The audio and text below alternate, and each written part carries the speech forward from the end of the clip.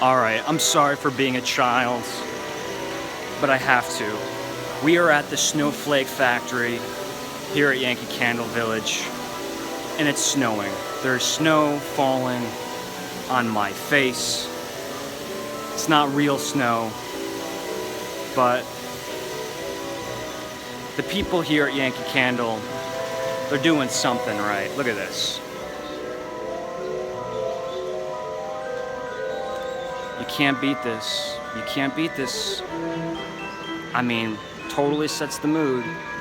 Today's forecast, snow every 4 minutes. All right, folks, back at Yankee Candle Village, South Deerfield, Massachusetts. I've come early on a Monday morning when it's relatively quiet, but there's still plenty of people walking around.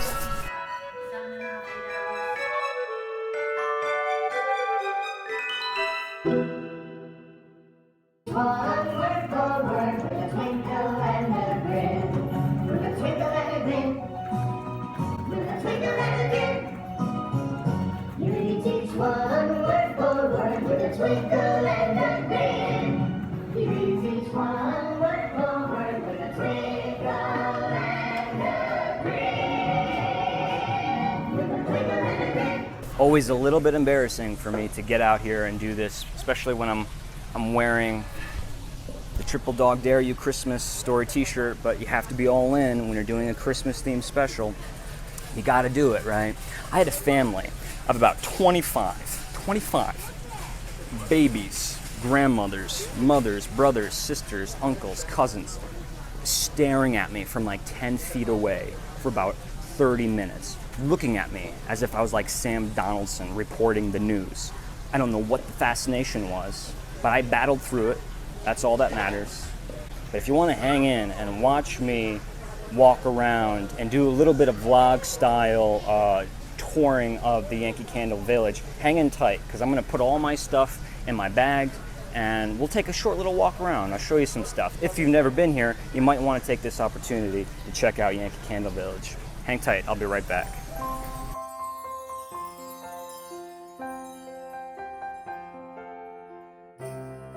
Now I gotta be careful when I look at these, because if I look at too many of these Christmas villages, I wanna buy them all.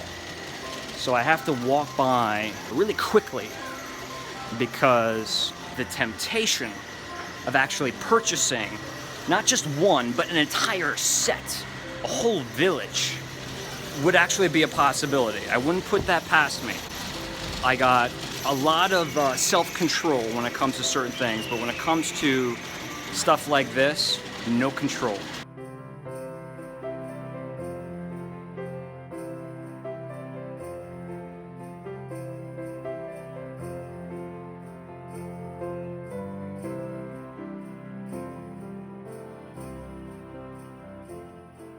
Let me show you something that I love though. Look at this.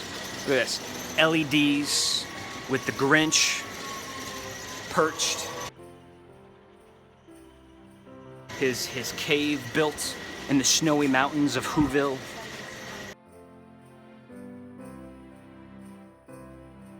What's completely revolutionized the whole Christmas decoration industry is the addition of these LED lights.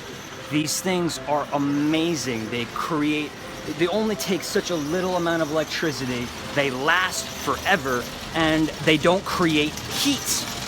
No fire, right? It was always the hyper nervous, scary thing when I was a kid that we were gonna set our Christmas tree ablaze. One of my favorite elements to the Christmas village here is not just Santa Claus, but Rudolph himself. Rudolph and Santa.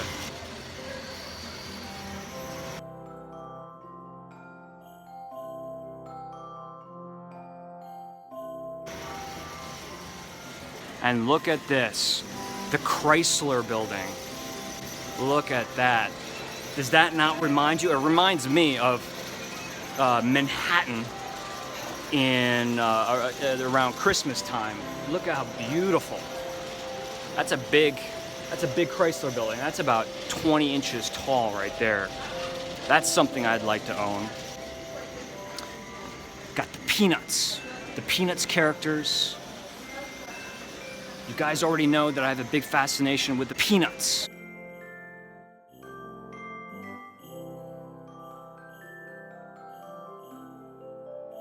And what is going on here? What is happening? Halloween is still occurring at the Yankee Candle Village. It is November 7th, and we're still celebrating Halloween. I guess that's okay, because if they can celebrate Christmas all year round, I suppose they can celebrate Halloween all year round.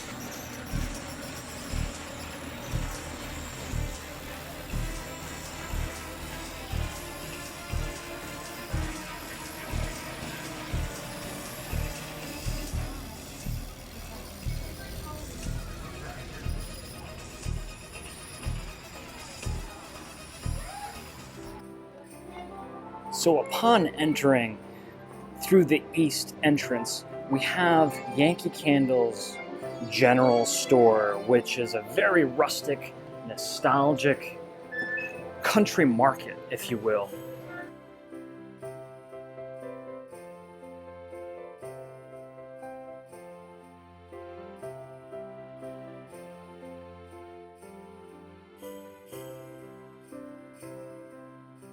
The nostalgic candy section. Now, this is not the only place here at Yankee Candle Village that you'll find candy, but it definitely has more of the nostalgic candy selections, like Necco wafers and the retro vintage boxes of hot tamales, Zagnut bars, moon pies.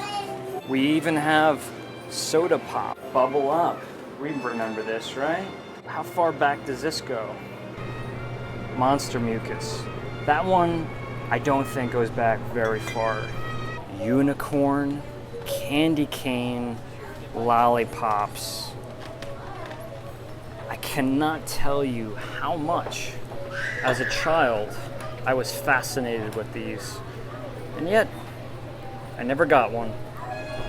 And check it out, Yankee Candle's even making their own blueberry preserves. Try me. Uh-oh. I guess I have to, right? I just put my hand in the bowl. I wasn't supposed to do that. Let's try the blueberry. I just had strawberry and realized I wasn't recording. So I'm just gonna have another on an animal cracker. Let's see what this smells like. Well, that smells like blueberry. That smells like blueberry pie preserves, or like blueberry pie filling.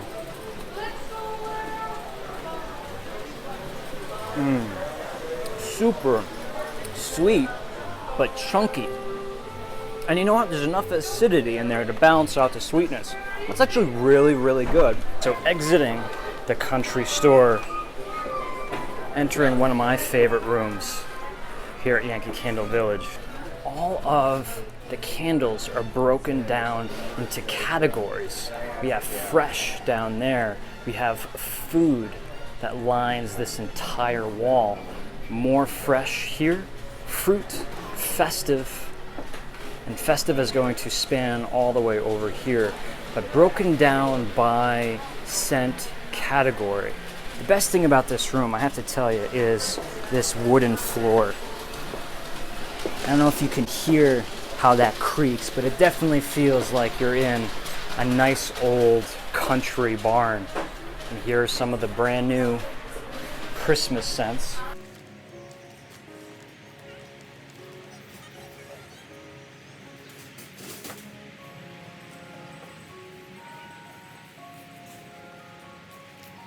You know, let me tell you, for being out in California for many years, to see this, leaves falling off the trees with each gust of wind, all of these colors, I can't tell you. And look, if you have a little extra time to relax, come hang out outside. There's a beautiful gazebo, almost big enough to be a bandstand out here, with these really wonderful rocking chairs. Great place to relax after shopping.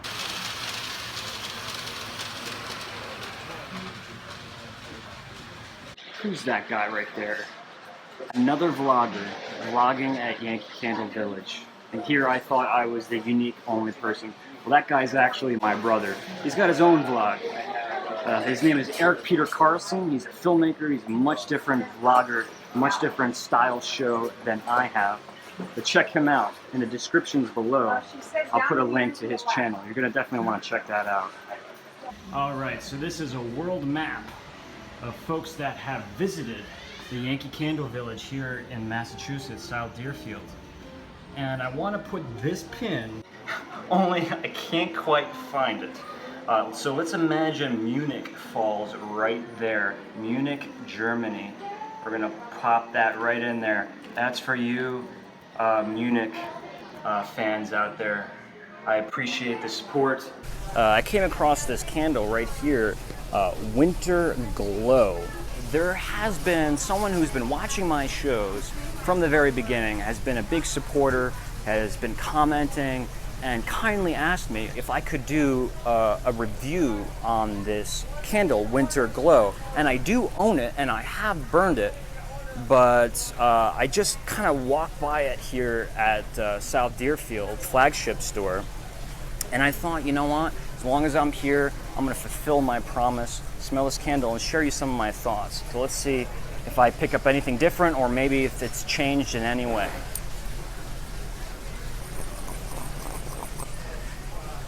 All right, so very, very much the way I remember this candle.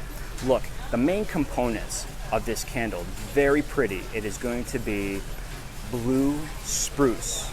Now, you can say pine needle, you could even say rosemary if you want, but blue spruce, if you're familiar with blue spruce trees, or if you're not, go out, pull off some of the needles, gets a little bit of that sap on your hands, smell it. It's a very fragrant, very sweet form of pine that smells super clean. It's going to be reminiscent of a lot of different bar soaps, not necessarily Irish Spring, something like that, but very clean country soap smell.